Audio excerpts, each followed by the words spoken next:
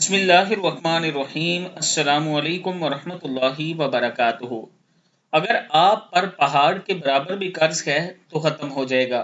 حضرت امام جعفر رضی اللہ تعالیٰ عنہ فرماتے ہیں، جو کوئی سورہ تحریم کو پڑھا کرے، اگر اس پر پہاڑ کے برابر بھی قرض ہو تو اللہ تعالیٰ کے کرم سے ادا ہو جائے گا، اور جو کوئی سورہ عادیات کو پڑھے گا تو اللہ تعالیٰ اس کا قرض بھی ادا فرمائے گا۔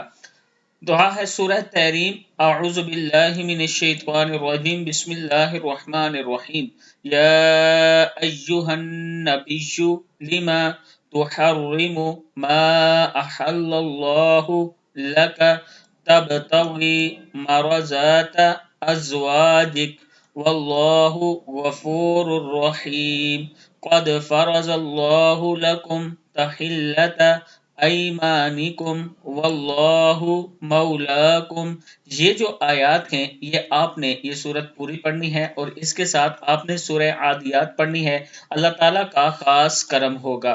اگر آپ پر قرض ہے تو صبح نماز فجر کے بعد آپ یہ صورتیں پڑھ لیں، اللہ تعالیٰ کا آپ پر خاص کرم ہوگا۔